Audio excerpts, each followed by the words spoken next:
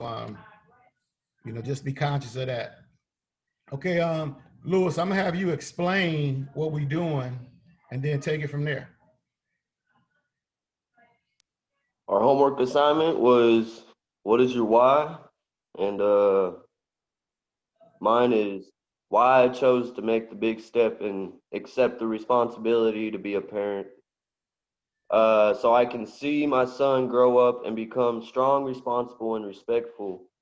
I want to be the Super Bowl parent that I need to be, and I know why, or I know my son looks up to me, so I need to be a role model and teach him how to be a man. I want to teach him to never depend on no one else but himself.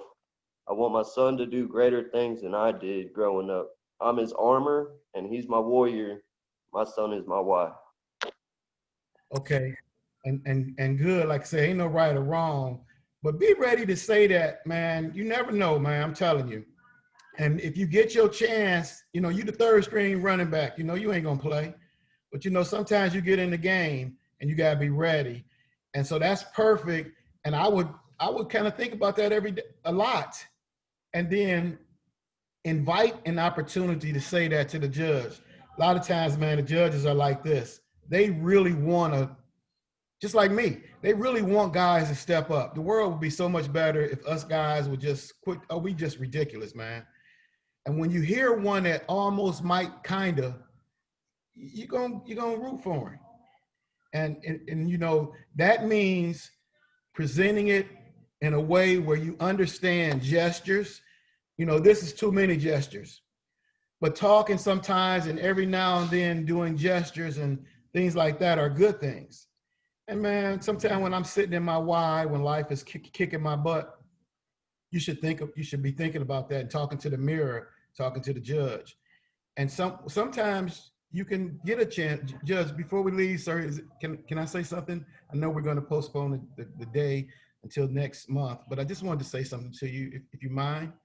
And if you present that with the right Dolphins, bro, if he doesn't mind, he probably is a knucklehead judge. So I would look forward to that opportunity.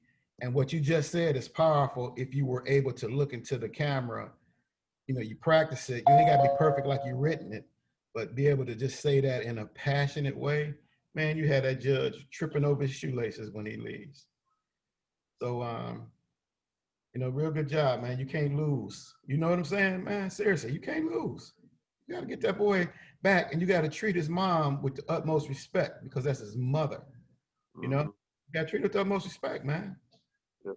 That's how you get your blessings, bro. I'm old as hell, and I'm telling you. Hey, Marissa, let me hear you. I hear you. You want my why now? Yes, ma'am. Tell me what the homework assignment is to you, and then do it. Why should I get my kids back? If you were the judge, and if you were to hear me out, like, why should I get my kids back, basically? I told you I just wrote, so it's long, like I wrote. I said, because I need my children need me. I have a daughter. There's 7,000 kids dropping out of school every day. I wish I would have asked you this. There's something. Blah, blah, blah. Girls raped by I don't know how many girls are raped. Stop. This is for everybody. This is going to be a great class. I swear it is. Hey, check this out. What I learned from sports was when it come game time, I used to make my players chew gum because it just kind of relaxed you, So when game time is on and the spotlight is on, understand the importance of releasing dolphins. I'm a nervous type person, but I'll smile and it puts me down to earth and it brings my passion out. And then I will kind of just slow down a little bit. Ain't no big deal. So with that being said, that's for everybody who wants to present, because I really just want you guys to be getting even better prepared for this virtual world where you might have to snatch your kids, bro. All right, take it from there, mama. Okay, well, can you tell me this, though? How many girls are raped by the age of 16 years old? Okay, check this out. This is a stat. Everybody listen to this. And this was a stat in 2010 when I worked with sexual abuse with CPS in San Antonio. 1 out of 4 girls gets raped and they tell. They make an outcry. So that's 25% that'll make an outcry. But check this out. This is the sad part. More get raped and don't tell. So at a minimum, that's 26% that don't tell. So what is it? Why do they keep their Hold mouth on. shut? I want the questions. Hold on one second. So when you add that up, that's a minimum of 51%. Everybody knows it's a higher number than that, but it's a minimum of 51% of girls are getting raped by the time they're 16. What'd you say, Lewis? I said, why do they not speak up? Well, that's Is the it fear or what? I was a CPS agent. We would get like 10 cases per week. And that blew my mind because I don't remember hearing about 10 cases on the news. And so rape, and even when you try to get the stats on Google, nothing definitive says these stats. These are from trainings.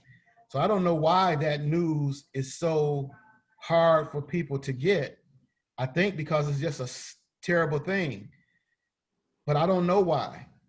But parents should know that, especially when you're yelling too much and saying the same thing over and over again and being too critical, you're pushing your baby girl out the door to some slick talking slickster who knows how to slick talk women. And we all know that. It's the guy, he didn't get no grades and no classes, but he got all the girls. It's like, how does that make sense? And so in this world where we live in a pimpocracy, there's monies to be made off of pimping people. And there's so many parents putting their kids out there to be pimped. And so we need to know those stats, because when the kid spills the milk and we just had road rage and the boss cussed us out, it ain't about us. My baby spilled the milk and might be, I need my baby right now. And I need some sunshine, I need some water, not the whip. And that's the passion that has to come through you guys when I think you should initiate an opportunity to talk to the judge. Sir, 1 second. I know we're getting ready to leave because they always pushing the cases back 20 more, months and shit. And so just 1 second. I just wanted to say something. And I've just been thinking about this, Judge, and I'm okay, and I'm doing everything I have to do. And I just wanted to share with you, and then just go into it, bro. Tears is okay, because tears are an influential, but the tears can't be the dominant. Hold on a second. That ain't the dominant. Nobody want to hear that. Nobody want to hear that. But it's okay to have that, but that can't be the dominant. Okay, guys? I'm loving this class, bro. I'm serious. Marissa. You ready? Yes, ma'am. I said, okay. Because I need my children and my children need me.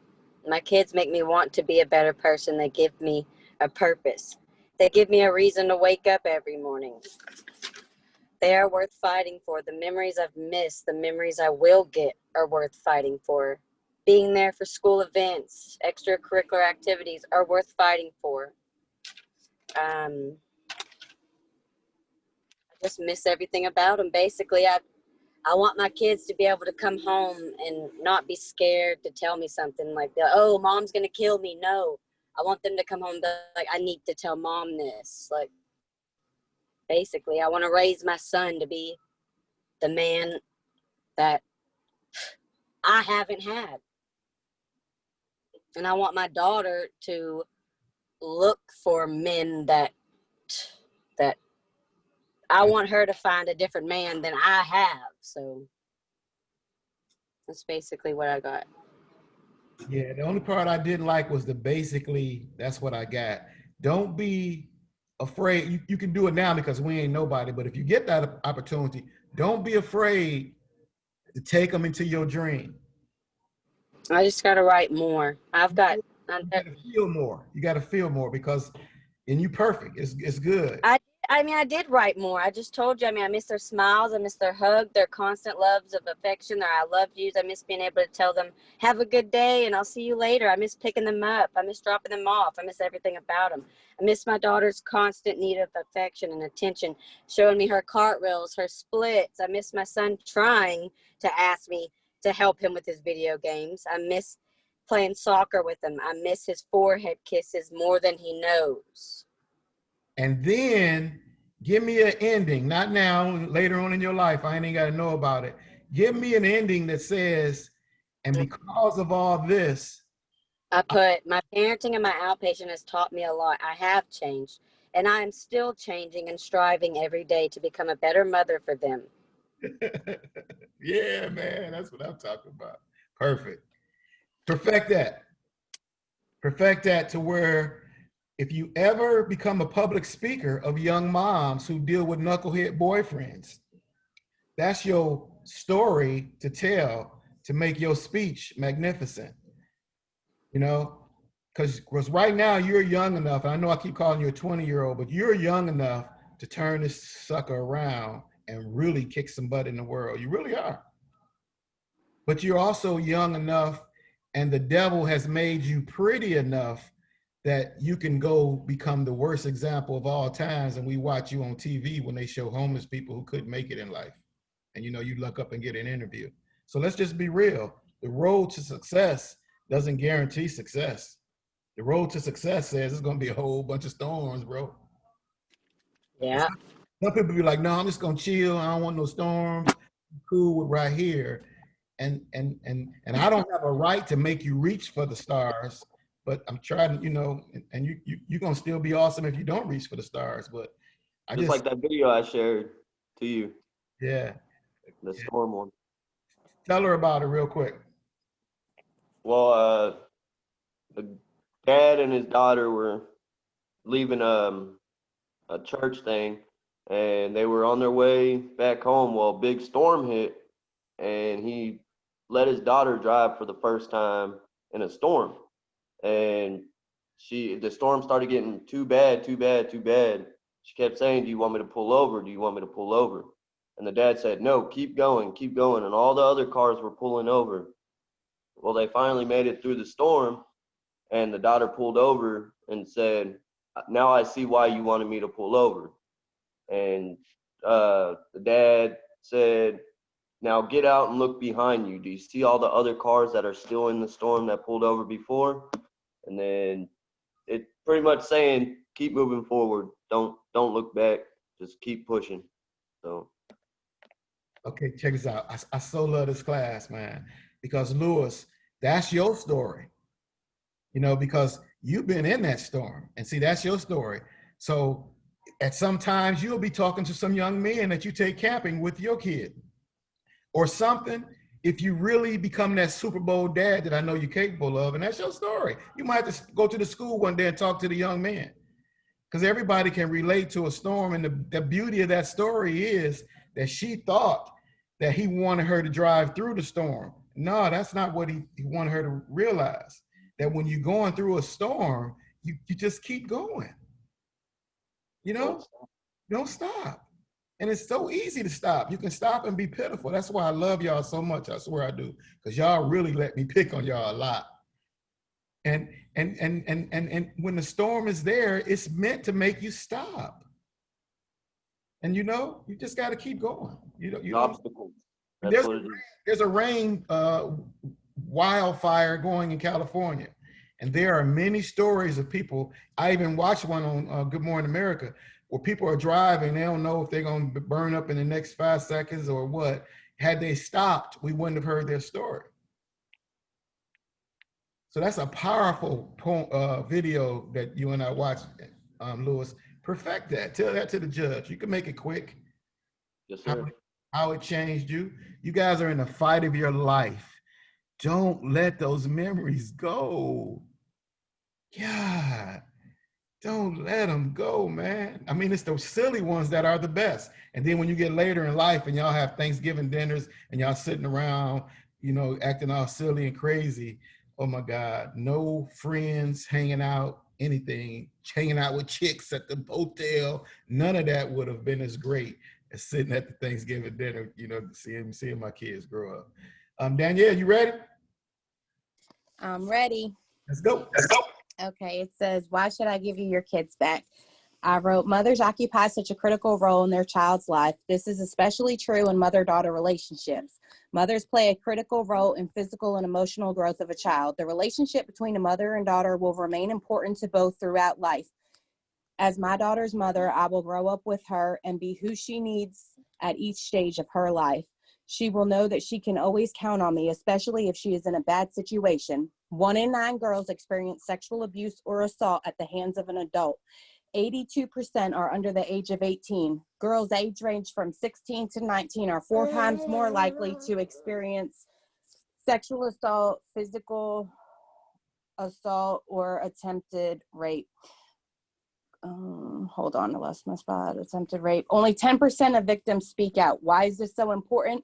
Because I'll make sure every day for the rest of my life that there is an open line of communication between me and my daughter. She will never doubt if she can come to me or not.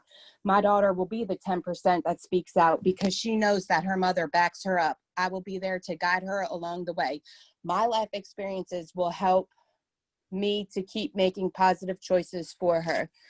I have been going to counseling every month to keep on improving myself. I've also signed up for parenting classes because I know I do not know everything about being a parent. I am, however, learning all I can, and I will continue to participate, ask questions so I can continue to grow and improve. I also have signed up for Mommy and Me classes where I can network with other mothers and gain knowledge from them. Judge, you asked me, why should you give me my kids back? I can not only say I love my child, but I will continue to show my love by providing a safe, clean, drug-free environment with plenty of sunshine and water. Judge, if you give me the chance, I will show you that I have changed and I will not be just another statistic. Yes, I messed up, but my daughter has not. So please do find it in your heart to not take her mother away. I am her lifeline. Okay, the reason why I know this is going to be a great class because you guys get to hear from everybody else. And so you can kind of get a feel for how it feels, you know, possibly when you're telling your story. Now, everybody heard that story. Could you kind of feel the fight in her body? Could you feel that? Somebody say yeah. Yeah. Absolutely. Okay. Go behind that one. Okay. Check this out. I put that background on for a reason. Let's just say that in her speech, she put on some background stuff because she has the virtual capabilities of doing it. That's why I did that. Let's say the judge gave her an opportunity to talk, and she even had some background stuff on there of her and her baby just being with each other. You guys see where I'm coming from? This is the fight of your life. Remember when you had a paper to do in English class, and it was always somebody who just did something supernatural, like, damn, I didn't know the report meant to do all that. And I just want you to think that deeply. You know, I want you to go for the home run. You might just need a single, but I don't want you to go for the single. And that was really a great job. Even she was kind of talking fast, but it wasn't really fast. It was like you could feel it. And so that's what the purpose of this class is, man. You guys. That was motivational too. Say it again. That was motivational. Yeah. Thank you. I was nervous. I'm still nervous reading and stuff. It's okay to be that way That was too. really good. Yes, it's okay to be nervous, guys. All y'all's were really good. It's okay to be nervous. This is a big fight. You know, you don't, hey, when you're fighting in the 12-round fight, in the boxing match, you're nervous. You don't want to get hit by. But the way you prepare yourself gives you the confidence. Okay? I don't want this class to end and you get a certificate and that's the end of it. I want this class to end and you just go for it all, because there's so much more out there that I could ever introduce you to. All I am is a piece on the highway saying, keep going through the storm. Go. Who next?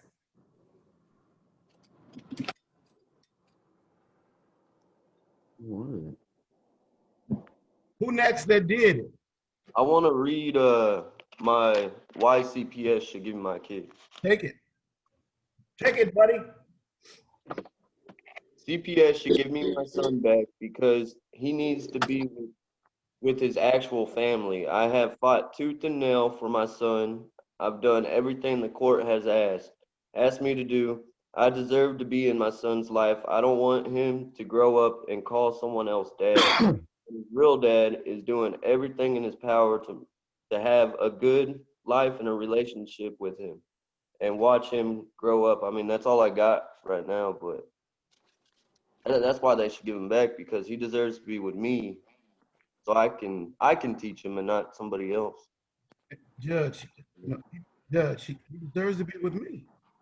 I go fishing and, I go out fishing with my boy, and heck, he might even bring a couple of friends with him and, teach him how to fish, Judge. And that breath, those are things, hey guys, it's a virtual world now. And I want you to be a step ahead of this and make it work for you, not be lumped into the pitiful group of everybody else learning this virtual thing. You got Facebook, you're hearing parents, how they're complaining about this virtual thing. That's gonna make the 400 that's in prison go to 500%, because now parents are teachers and we ain't got no patience. We already yelling too much, saying the same thing over and over again, being too critical, and now we're the teacher. All of y'all that's got problems, that are going through storms, you really have to reevaluate your quitology, because the world just got tougher. Are you sure you want to quit? Are you sure? The world just got tougher. Who's next? We're talking about, and the people that did it, I want you to speak up. But those that didn't do it or weren't here for the assignment, I can deal with a why. Donna, I did get yours. Okay, good. Go ahead, Donna. Me? Yes, ma'am. Okay. I can't compete with the gal right before me, so here it goes. My why. I love my children to stay clean, stay clean and sober, and provide them with a stable, loving, respectful home. I deserve my child back because they need me as much as I need them. They are my purpose in my life, but they are my why. That's all I have for right now. Okay, and so it was staticky, but I didn't stop you because it's not I'm sorry, I'm actually traveling, so I apologize. I had my grandma's funeral yesterday in court, so it's been a little rough. It was rough yesterday. Yeah, I know what you guys are dealing with there. And like I was saying, it ain't so important that we hear it. It's really more important that you hear it. That's why I didn't want to stop you, because a lot of us have never been asked in our whole life, what is our why? What is our purpose? We ask ourselves sometimes when we ride in the car and stuff, and we give ourselves a little punk, wimpy answer. But to really dig in is important. To really believe in a happy place is important. To really believe on the Saturday picnics and how they save marriages is important. And you got to incorporate those into your life. The happy place has got to be where you go and listen to the wise man. And the wise man is you. You're the wise man. Even if you choose to quit, you're still the wise man. But I just suggest to you that in today's world, maybe last year you could have quit and everything would have been okay, but the world just got a little tougher. Poor kids, forget y'all. Imagine being a kid who has to now do virtual. They couldn't even stay awake in class when the cute girl was next to them or the cute boy. Now they got to stay awake in front of a desktop for 3 or 4 hours with mom sitting right over there with the shotgun. If he fall asleep, she gonna smack him upside the head with it. World got tougher, y'all. Socialization will change people. So I want you guys to understand that. You gotta really, and that's gotta be part of your why. That's what I liked about the two ladies. They talked about stats. Stats, whenever you're talking in front of people, stats are really good to have. This is the fight of your life. Yeah, I'm preparing you. But I say, even if you, because the judge ain't gonna really just give people a chance to talk. Don't nobody want to hear pitiful people. Well, I don't really know what to say, Judge. But my kids, they mean everything to me. Well, how much they mean to you? They mean everything. You hear people saying it. You know, how much they really, what do your kids mean to you? Oh my God, let me tell you something, bro. When I was laying in the hospital in January and I was almost dying and I was getting ready to die, and I was thinking to my kids, like, man, Gerald gonna struggle because he probably would miss me. You know what I'm saying? They are everything. And if you got to fight for them, you just, you know, you can't, you can cry, you can be scared, nervous, and all those things. I just say, they're going to give you the ball and run it. Or you're going to have to say, Coach, I want to run it. Hey, Judge, can I say something? Because he's not going to always automatically give people a chance to talk. I'm saying perfect it. Make it part of your passion. Think about those memories I'm trying to transfer to you spiritually. You know, Marissa, think about being in the concession stand and your little boy run up. He probably struck out every damn time. Who cares? And he said, Mama, give me a hot dog and a Coke. Hey, little baby. And you know, he run off and you know, he tripping over his glove and shit. That's your baby. You know, and your girl cheerleading or whatever, vice versa. Who cares? Oh my God. That was so, you know, my wife was working in concession stand. I was president. I used to do I would do the MC at the football games. And I was the silliest. Imagine me with the MC as the MC of the announcer of the football games. Number 25, he gets it. He's running around left end. He's going to the 20, 25, 30. Oh, he breaks out. That's how silly I was. People loved me on the announcement. Oh my God, the memories. You can beat those drugs. You can beat those temptations. But it's the memories, bro. Anybody else? Donna, that was good. Keep working on it. I feel your passion. I already know you got passion because you're the one that's always sending me stuff after class. And, you know, so you're thinking about it. And I know you're nervous. Coco, shush. Preparation, preparation, preparation. And then you'll defeat some of that nervousness because you'll be like, look, if anybody gonna have to swing this bat for the home run, damn it, give me the bat. Give it to me. Shit, I know how to hit a curveball. No, I got it, Mom. No, son, step back. Mama got this right now. Somebody else talk to me about their why, or why should the judge give you the kids? You snot-nosed little sucker, you. I could come and share something a little bit different as usual. Go ahead. Well, a couple things, like with the stats, the CDC apparently, I found on that site there were some stats talking about kids in the foster care systems and stuff like that growing up without their parents. It said 70% of all kids in all prisons across the United States have been in the foster care system, and 80% of all inmates on death row have touched the foster care system at some point. But man, like, I want to say that my kids are my why and this, that, and the other, and you know, but judging by my actions, you know, I don't feel like I could go in front of the judge right now, because if they'd have been my why, they wouldn't be gone. You know what I mean? If they would have really truly been my why, they wouldn't be gone. So, I mean, I have some still things in my character that I need to work out, and I need to assess and prioritize. You know, I have a goal, and my goal is to be that home, that grandma level home, not a house. I want that full house. Everybody's welcome, comfortable. Everybody's eating home. I want them to feel secure and safe enough to talk to us and trust us. You know, when things go wrong in their life, or they get nervous or insecure, when their friends have a bad home situation, or when they inevitably do something stupid, I want to be that home where they can all come and talk to, or everybody can come sleep over at. And Judge, by my actions, I couldn't say that, you know, this is why you should give me my kids, because I know I dropped the ball, but I have a genuine love, willingness, and aptitude to correct all these things. I can accept constructive criticism, and granted that I did mess up, I'm still accepting responsibility for my actions, and my bond with my children speaks for itself.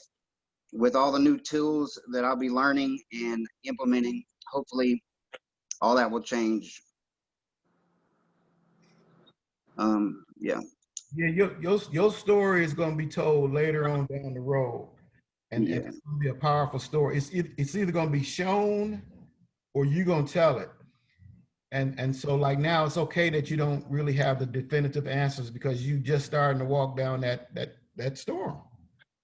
You know, you're just now starting to do it. And so your storm gonna get really bad because the neurons of life love guys because we so stupid. And so when they can get us to work on their side, they got some good soldiers. We stupid, man. We'll kill each other just by looking at each other. You looked at my woman.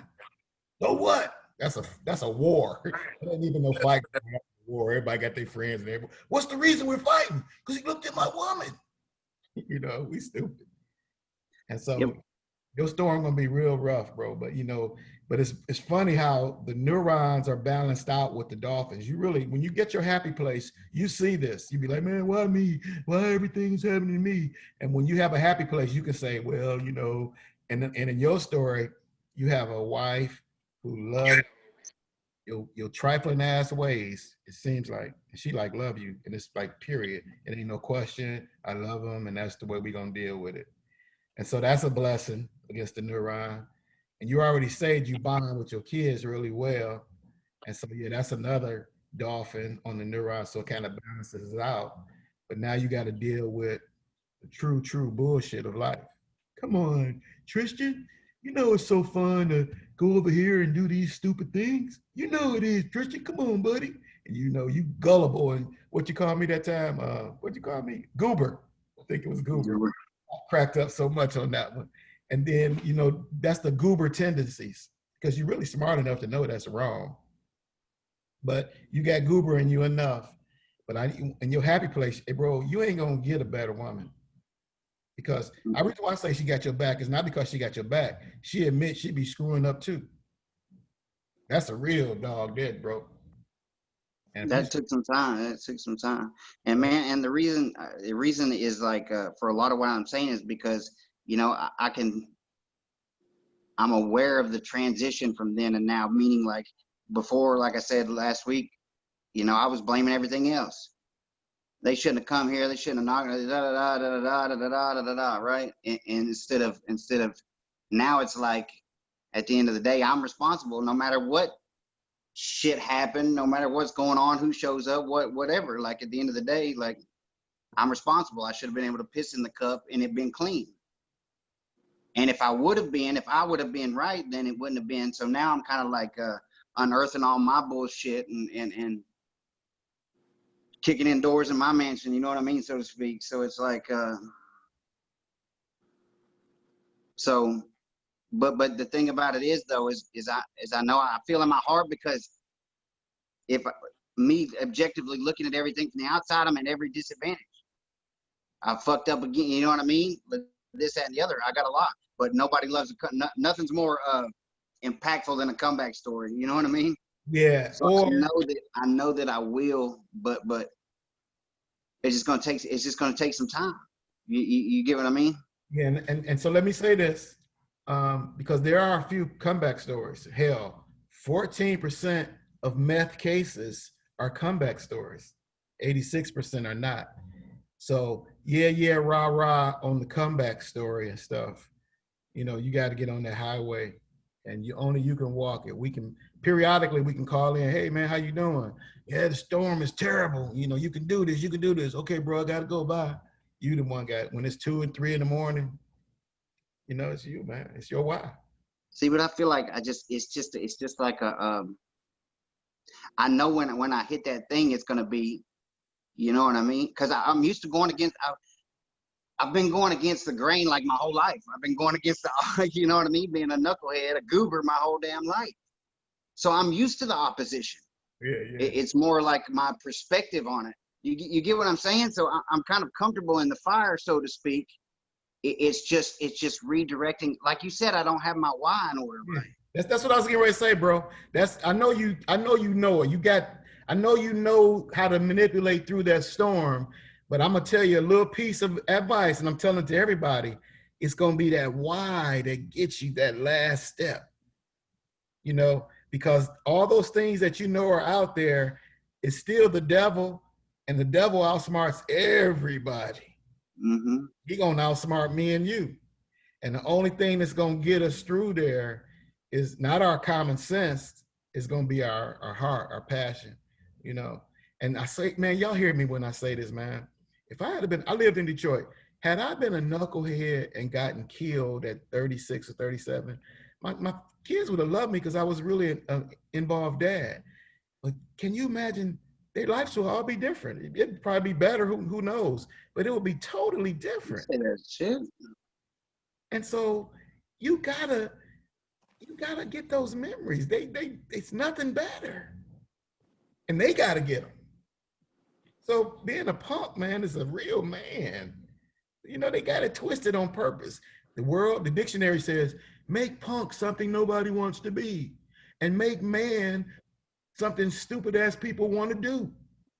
And people be like, why you touch my girl? Well, I'm a man, motherfucker. You don't be touching my girl because I'm a man. Oh, that's a stupid person. Somebody raped my daughter, I'm gonna kill him. That's a stupid person. Because your daughter really needs you. Come on. And you know what blew me away, man? Is because that 14% seems like good odds to me because like in court, you know how many people like don't even they don't show up. They don't do any of their services. If they do show up, they're like, well, what do you got done? And they, you failed this test and you did this and you did that. And like, it's like people they don't even try. Like they don't even give a shit no more. You know what I mean? Yeah, guys, this is what he's saying. And this is what I want y'all to know. In meth cases, 86% of the meth cases lose their kids. So imagine hearing 86% of the same type of excuses. The judge is like, And then even the 14% every now and then has to use an excuse that's real, but they lump them into the 86% of the excuses. So it's like no excuse. You're like, but yeah, there's a great excuse. I got the greatest excuse in the world. I say to you, nobody, just don't want to hear it. Because everybody got the excuse. Just make it happen. I got an excuse and it didn't happen. Okay, on that day you slipped and fell and got mud on your face. Just get up and keep moving. I understand you slipped and fell. I want everybody to know that's why I'm not. No, it's cool. You ain't got to tell us. You slipped and fell. Just get up and keep going because nobody's rooting for you. The world is meant for you to keep failing because there's money to be made in your journey. Mm-hmm. It's money to be made. They want you to eventually make it, but shit, let's get 12 more sessions. No shit. You didn't talk the first 4. Like, okay, well, yeah, he needs 12 more. You're like, yeah. Your why makes you go into your first session and start talking. Look, I need to talk to you, Mr. Therapist, because I need my kids back and they trying to say I'm crazy. So what do you need to find out about me?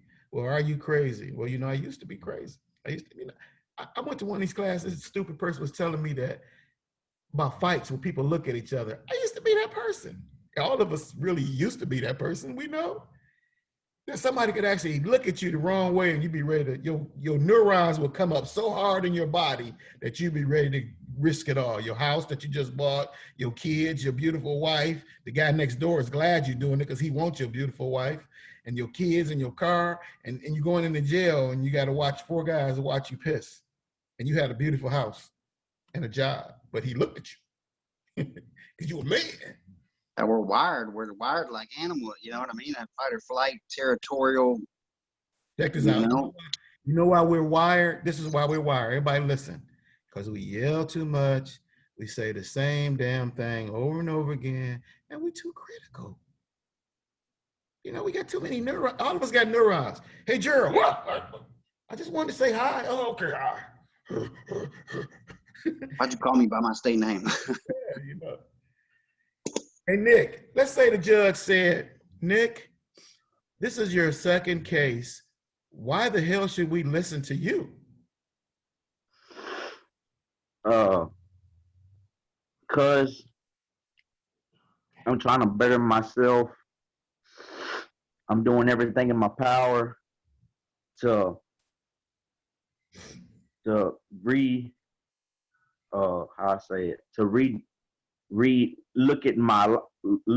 at myself and truly and honestly prevent myself from relapsing again, and actually work this program and give me the tools so I don't relapse, so that I can be in my kid's life, so I don't have to be in this situation again, so I can give my kids a better life, so that I don't have to be a drug addict anymore, and to really work on me and do this for me, so I can prevent anything else like this happening again, and to just really be in my kids' life, so I can give them what I should be doing as a father, and really work on my relationship with my wife, so we can give our kids a better life, so I can put them in school and give them what they want, and just be there in their life, so I don't have to do those sorts of things anymore. I just really need to work on me, so I don't have to uh, go to looking for drugs anymore. And How old I are you? really got right now.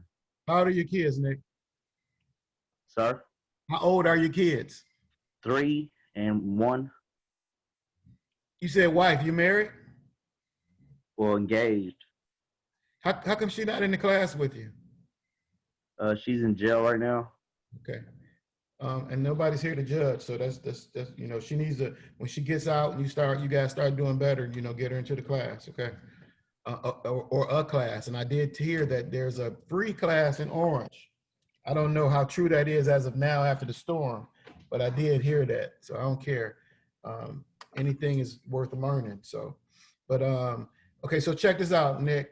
I had you 3 years ago, so you only had one kid then, right? Yes, sir. Okay. And were you engaged then? No, sir. Okay. And so everybody else on Monday had a kind of pitiful answer like you did then. And then 2 days later, you see their answer had some kind of quality in it. And yours kind of has a quality too, but everybody talks that talk. I want you this time, because you like Tristan, kind of, you smart and you can talk a good game. You've been able to kind of run games sometime a little bit, but I'm just old. But you're a beautiful person. You just one of the nicest cats I've ever met. And so that's the lure that the devil kind of has on cats like you. You guys are nice. The devil love nice cats. Shit. They love nice cats, bro. You can get nice cats to do terrible things. So the neurons in life have a purpose for you. How old is your 3-year-old? What's his name? It's Priscilla Ruiz. Priscilla. And what's the 1-year-old name? Allison Ruiz. You got 2 girls? Yes, sir. Check this out, y'all. That's why I love this life shit, man. I'm serious.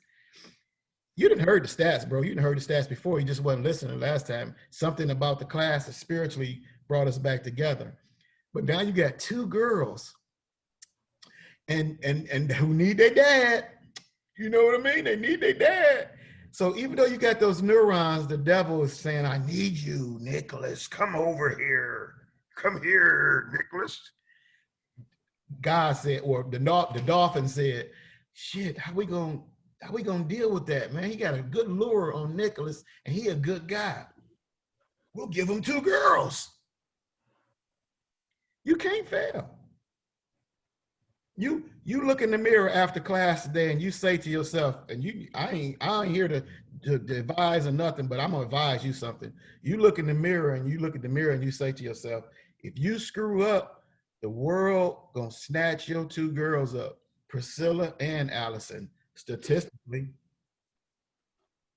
So if you decide to, hang out with Nickly Neuron, just know that. And that's where the why comes in. I'm so serious, guys. You can't fail. Check out Marissa And then think of Marissa being your daughters, Priscilla and Allison. And look at Marissa. And Marissa talks about, you probably haven't been in class sometimes, but she talks about really how not having a dad. You know, she had to deal with bullshit ass dudes, and she didn't really have a dad to help her. Hey, Dad, this jerk over here saying such and such. Baby girl, come here. Let me tell you the game. He's trying to run on you. You know, that's what a dad do. But when you don't have a dad, you be like, well, it sounds pretty good to me. You and I both know guys don't know history, science, but they know girls. You know, that's the one damn thing. My papa was the one who told me to stay away from people like that, and he passed in 2017. Bless his heart. And my nanny, oh, I miss my nanny. She passed in 19. Yeah, Nicholas. That's your why, bro. That's why I love these classes, man. You see your story in everybody. Look over there hearing Tristan's story, Nick's story. I had a brother before y'all. Same story. His, you know, he was in prison when the CPS case started and he wasn't around. And now he around and they say, hey, it's too late. And, you know, I've been seeing Lewis 20,000 times in other classes. I really have. Marissa, you remind me of a girl. I just can't think of her name right now. I probably didn't had her in 12 classes because she gets a knucklehead boyfriend every time. And, but that, you know, that I don't want you to be that, but it's the same type of story because guys can take you there. I bet you I know who you're talking about too. Girls could take you there too. Yeah, that's true. That's true. That's true. Does her name happen to start with an N? I wouldn't tell you if it did because that ain't the important part. I seen them neurons come out. Yeah. So I've seen Nicholas. I've seen one guy. You remind me of this cat. He was a black guy in one of my classes. He was buying into the class and everything because I'm a nice guy and I believe in niceness. He said, Pascal, I believe in all that nice shit, but I live in the hood, and you can't be walking around being nice. I remember that to the day I die, bro. And then I thought about it. I'm like, well, yeah, that's true, yeah. But you know, I was like, well, do you want your son to grow up and live in the hood too? You know, you can't prepare him for the hood and then throw him in life. You got to prepare him for life. You know, Man, you know, that was fuck that hood. Huh? I lived in the hood all my life. I know the hood got me in nothing but trouble. So I sure damn don't want my kids growing up in the hood. Like I moved to the West End and I'm still not satisfied. After I finish paying off this little piece of land, I want to move out to the country. Yeah, I just want you guys to dream like that, man, because sometimes when you've been living a life as a youngster, like Lewis talks about foster care or foster care mentality, you don't have enough sunshine and water in your life. And sometimes the drug scene offers that. A lot of kids end up taking the drug scene because they don't have what you just talked about. They don't have a parent scene to say, let's sign up for Little League. You know, typically a person that's drugging out and whatever, they probably didn't play Little League, and you know, they didn't you know, go to the Glee Club, you know, sing at the PTA song where all the kids sound terrible and all the parents say, y'all sounded so good. See, that's what it is too, Mr. Pascal. Like, I don't have pictures when I was 12, 13. I don't have pictures because I was in foster care. I went through foster home after foster home after foster home after foster home. Yep. Because like I said, I was a knucklehead. They didn't want me. So it finally got to the point where I was like, fuck it, I'm gonna find a way to just get out of this shit. And I ran away and gone for a couple months and got caught back up, and yeah. There's a contract right now, just came out in September for Department of Family and Protective Services. And this is what the contract is, to be honest with y'all. It's really to be a dad, but it's to work with kids that are aging out of foster care and teaching them things like how to write a check, how to organize your life. It's like I can't believe it's a contract out there like that. I do that for free. They don't even do that in school. Yeah, but you know what? Think about school and how many of us were hey, bro, I used to do this in my parenting class. The last day of parenting class, I would give the parents an envelope and I would say, make the envelope out and then I'm going to put your certificate in there and I'll mail it to you. And guess what, man? I stopped doing that because a lot of parents don't even know how to fill out an envelope. I made a lot of money in jail, but like reading the phone book for people. They don't know the difference in white and yellow and pink and blue pages. They don't, it's sad, really. Sad. It really is.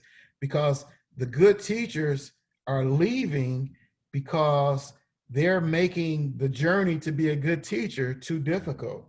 You got to get the A to Z, but Johnny is crazy and Ralph is crazy and Cindy's crazy. I need some help with that. Send their ass to ICE. It's engineered for, oh. That's in school suspension. Send them to ICE and then teach those that you can. That's what's happening now. And it's Yeah, even, but I think, yeah, I agree. But I think a lot of it's like they're not actually teaching, you know, like things have changed. Like I remember when my sisters were going to school, like they didn't teach them to sound out words. So they didn't like think the process through. It was more of a memorization thing with multiplication. It was more, you know, you're given a chart and you know, you got your numbers that go at angles. So they're sitting there trying to remember, regurgitate something. It's like they're building a workforce. You're in straight lines. You're there for 8 hours a day. You got a 30-minute lunch. yeah, that's exactly why I come at y'all so hard, because those are your jobs. It ain't their job to teach that. Those are your jobs. Because don't nobody remember 2 + 2 calculus pi 3.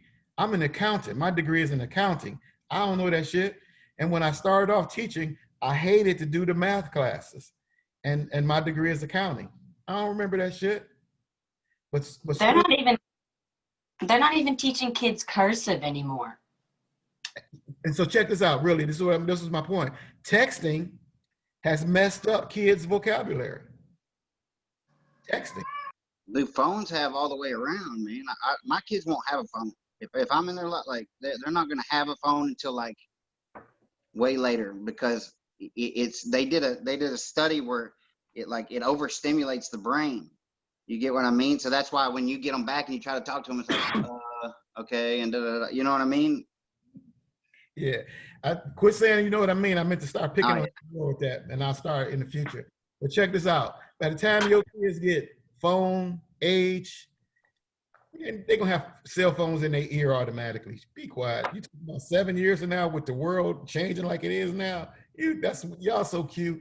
When check this out. I believed in that too. When I made my kid get his own, he had to get a job, but that's another.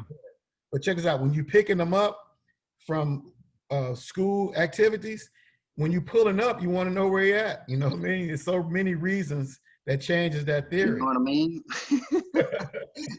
Hey, you know why I say you know what I mean? Because I stopped saying you know what I'm saying? Good. I'm working on it. Who else want to do hey, Mr. Sanchez, are you still there? That's okay. Let me go to my my room. Let me get the room up. Terry, are you there? Yes. What's your she's sitting back in incognito. All right, Terry, do your homework. What is it? Which one you gonna do? Get my kids back because I need them to need me. My kids need to be with their mom. They birthed them. I know I messed up, but I've been working on to get that fixed, and I'm getting fixed. I let go of the trouble that was in my life, causing me to lose my kids. But I messed up, and now I'm ready for them to be home with me again. You know what's the power? And see that's why I'm making you guys do this, because it's so easy to not brag about yourself, so to speak. You know, people brag or whatever, but really when you make somebody brag about themselves, most people are uncomfortable with it. This is not one of those moments. And I want you all to kind of dig a little bit deeper. And in her story, you can't tell your story without saying this part, Terry. Judge, I've been going through this journey, and Judge, I think about one time my 13-year-old daughter told me that she was gonna fight for me. She was ready to kill the world for me. Oh my God, I'm her mom. And she's ready to throw her whole life away for me. That's changed me.